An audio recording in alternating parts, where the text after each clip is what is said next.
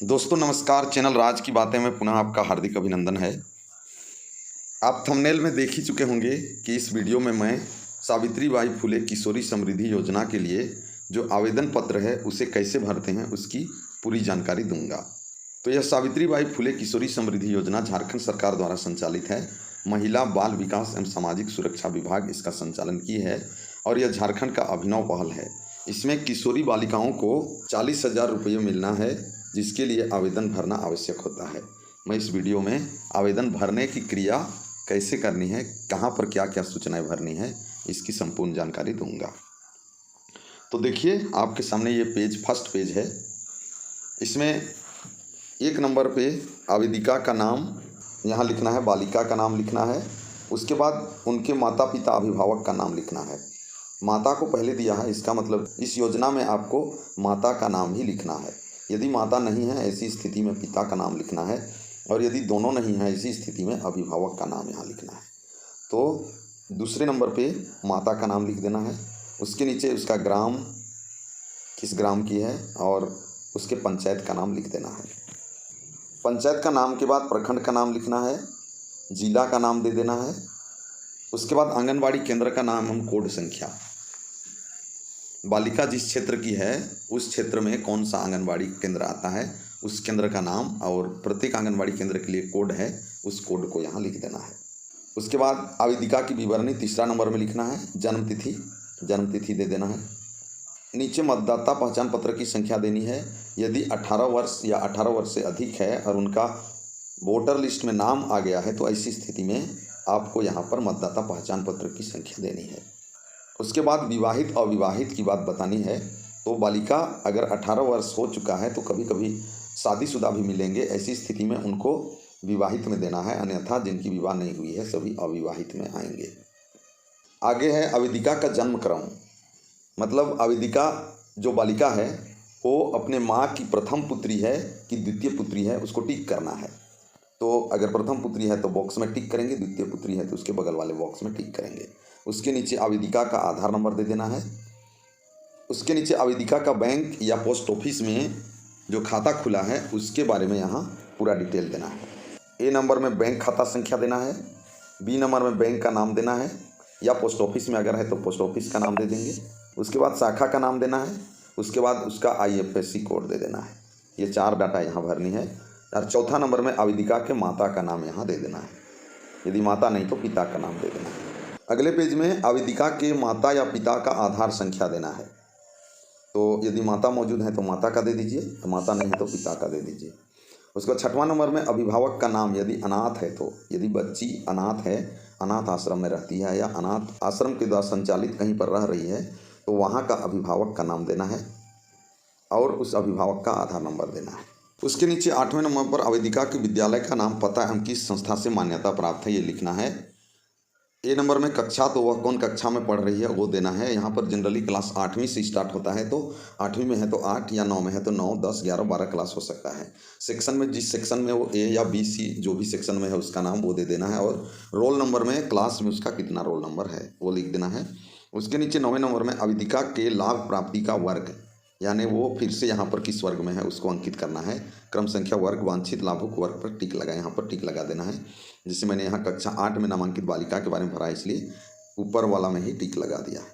10वें नंबर में आवेदिका के माता पिता राज्य केंद्र सरकार में स्थायी रूप से नियोजित, सेवानिवृत्त, पेंशन, पारिवारिक पेंशन प्राप्त करने वाले नहीं हों, तथा आवेदिका के माता पिता आयकरदाता नहीं हो संबंधी प्रमाण पत्र। तो इसमें अगर आयकर देते हैं या यहाँ पर जो भी बात बताई गई है उसमें वो नियुक्त हैं तो वहाँ पर हाँ देना होगा, अन्यथा अगर इसमें नहीं है तो वो नहीं देना होगा। तो यहाँ मैं नहीं को चिन्हित कर दिया, टिक मार्क लगा दिया। उसके बाद अगला पेज, अगले पेज में दिव्यांग बालिका की विवरणी देनी है। तो यहाँ पर अगर बालिका दिव्यांग कैटेगरी में आती है तो दिव्यांगता का प्रकार भरना है, दिव्यांगता का प्रतिशत देना है। जब सर्टिफिकेट बनता है तो सर्टिफिकेट में उसका दिव्यांगता का प्रतिशत दिया रहता है, तो वहाँ पर दिव्यांगता का प्रतिशत भरना है। और दिव्यांगता प्रमाण पत्र जो मिला है उस प्रमाण पत्र का संख्या और कौन तिथि को दिव्यांगता प्रमाण पत्र बना वो भर देना है। और 12वें नंबर पर क्या आवेदिका को मुख्यमंत्री सुकन्या योजना के तहत कोई लाभ मिला है, यदि मिला है तो हाँ करना है, हाँ में टिक मार्क लगाना है। आगे है यदि उन्हें लाभ मिल रहा है अगर हाँ भरते हैं वहाँ तो यहाँ पर आपको टिक मार्क लगाना पड़ेगा कि उसको जन्म से 2 वर्ष वाला मिल चुका है, कि कक्षा 1 में नामांकन हुआ उस समय तक मिल चुका है, या कक्षा 5वीं उत्तीर्ण की उस समय तक मिल चुका है। जहाँ जहाँ तक मिल चुका है उसके बॉक्स में आपको टिक मार्क लगाना पड़ेगा। उसी तरह यदि 8वीं पास कर चुका है तो 8वीं पास करने पर भी उनको मिलना है, तो यहाँ पर भी आपको टिक मार्क लगाना होगा। और यदि नहीं मिला है तो यहाँ नहीं टिक मार्क लगाना है। उसके बाद 13 नंबर में, क्या अवधिका को मुख्यमंत्री लक्ष्मी लाडली योजना का लाभ प्राप्त है? यदि मुख्यमंत्री लक्ष्मी लाडली योजना का लाभ मिल रहा है तो हाँ देना है, अन्यथा नहीं पर टिक लगाना है। उसके बाद नीचे घोषणा पत्र है।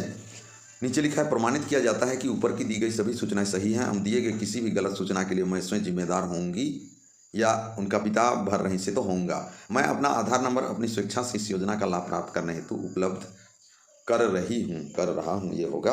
और नीचे आवेदिका के माता का या अभिभावक का हस्ताक्षर करना है, और दाएं तरफ आवेदिका का हस्ताक्षर मतलब उस बालिका का हस्ताक्षर, और बाएं तरफ उसके अभिभावक के माता या पिता का हस्ताक्षर कर देना है।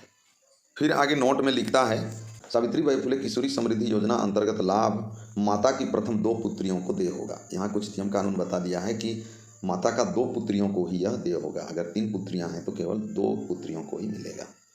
दूसरा नंबर में, योजना के अंतर्गत सरकारी या अनुसूचित जनजाति, अनुसूचित जाति, अल्पसंख्यक एवं पिछड़ा वर्ग कल्याण विभाग या महिला बाल विकास एवं सामाजिक सुरक्षा विभाग झारखंड सरकार द्वारा संचालित national child labour project Jharkhand सरकार द्वारा प्रतिबंधित अनुदानित विद्यालयों में अध्ययनरत अर्हताधारी छात्राओं को आच्छादित किया जाएगा। ये सब बच्चियां इसमें आएंगी। तीसरा नंबर में, योजना के लाभार्थी बालिकाओं के माता पिता केंद्र सरकार, राज्य सरकार, केंद्रीय सार्वजनिक क्षेत्र के उपक्रमों, राज्य सार्वजनिक क्षेत्र के उपक्रमों में स्थायी रूप से नियोजित या सेवानिवृत्त या पेंशन या पारिवारिक पेंशन प्राप्त करने वाला तथा आय करदाता नहीं होना चाहिए। ऐसी स्थिति में ही भराएगा। चौथा नंबर में, माता की मृत्यु की दशा में माता का मृत्यु प्रमाण पत्र की छाया प्रति एवं पिता के संबंधित अभिलेख आवश्यक है। यदि माता की मृत्यु हो चुकी है तो माता का मृत्यु प्रमाण पत्र का छाया प्रति देना अनिवार्य होगा। इसके अलावा पिता का जो डाटा मांगेगा वो सभी भर देना है। 5वें नंबर में, अनाथ लाभुक की दशा में पालक माता पिता CWC द्वारा जारी प्रमाण पत्र संस्था का संचालक जहां बालिका निवास करती हो को अभिभावक के रूप में मान्यता दी जाएगी।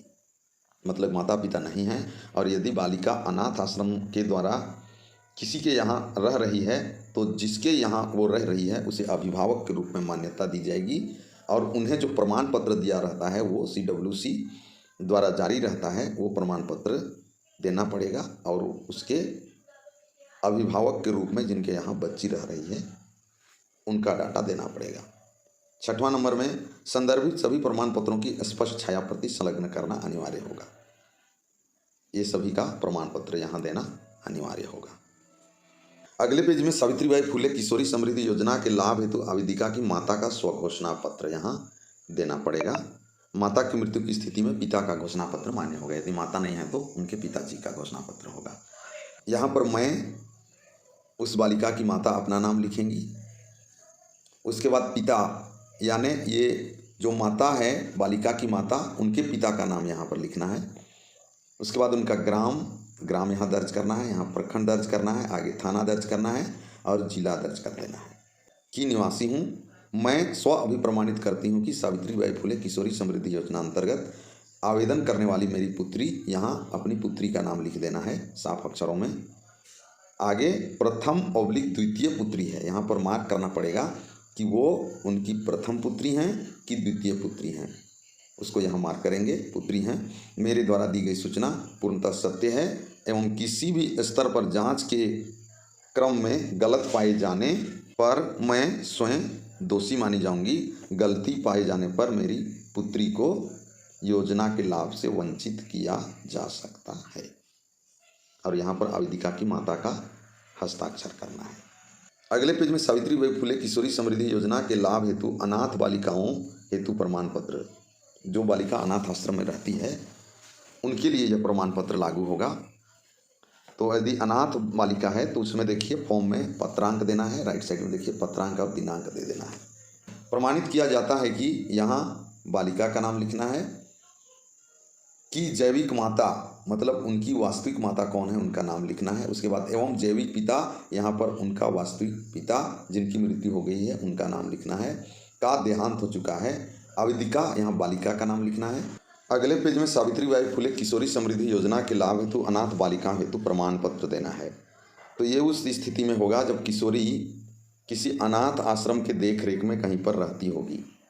तो ऐसा अगर कंडीशन है तो इसके लिए जो आवेदन पत्र में प्रमाण पत्र देना होगा उसमें देखिए क्या है, पत्रांक देना है, यहाँ दिनांक दे देना है, नीचे प्रमाणित किया जाता है कि यहाँ पर उस बालिका का नाम लिख देना है कि जैविक माता मतलब उनकी वास्तविक माता का नाम यहाँ पर भरना है एवं जैविक पिता का नाम यहाँ पर भरना है, का देहांत हो चुका है। आवेदिका फिर से यहाँ बालिका का नाम लिख देना है कि पालन पोषण का दायित्व श्रीमती दायित्व ग्राही का नाम एवं पता, यानी बालिका जिसके घर में रह रही है अभी उसके घर मालकिन का नाम यहाँ पर लिखना पड़ेगा, यहाँ लिख देना है। फिर वहाँ का पता दे देना है, को सौंपा गया है।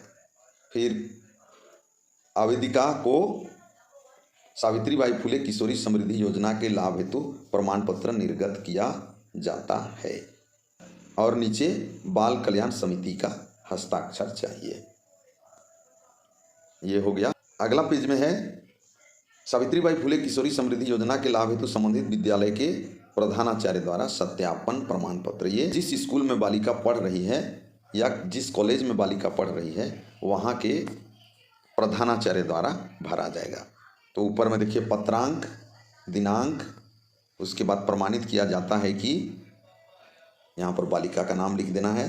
उसके बाद पिता, उनका वास्तविक पिता का नाम यहाँ लिखना है, ग्राम लिख देना है, प्रखंड दे देना है, कुरडेक का नाम, थाना का नाम लिख देना है, उसके बाद जिले का नाम लिख देना है। राज्य झारखंड की निवासी है यह की छात्रा विद्यालय, यहाँ पर विद्यालय का पूरा नाम लिख देना है। में कक्षा अगर 8 में है तो 8, 9, 10, 11, 12 जिस कक्षा में पढ़ती है उसमें नामांकित है, यहाँ कक्षा भर देना है। और इन्हें सावित्रीबाई फुले किशोरी समृद्धि योजना के लाभ हेतु विद्यालय में अध्ययनरत होने संबंधी सत्यापन प्रमाण पत्र निर्गत किया जाता है। ये करके नीचे में प्रधानाचार्य का हस्ताक्षर लगेगा, प्रधानाचार्य का नाम लिखना पड़ेगा, विद्यालय का नाम लिखना पड़ेगा, प्रखंड का नाम और जिला का नाम यहाँ लिख देना है। इस तरह से ये प्रमाण पत्र बनकर इस तरह से ये प्रमाण पत्र दे देना है। इसके अलावा आपको फर्स्ट पेज एक स्वीकृति पत्र भी भरना है। स्वीकृति पत्र में लिखा है महिला बाल विकास एवं सामाजिक सुरक्षा विभाग झारखंड सरकार सावित्रीबाई फुले किशोरी समृद्धि योजना। नीचे लिखता है सुश्री, यहाँ बालिका का नाम लिख देना है, बालिका का नाम रहेगा।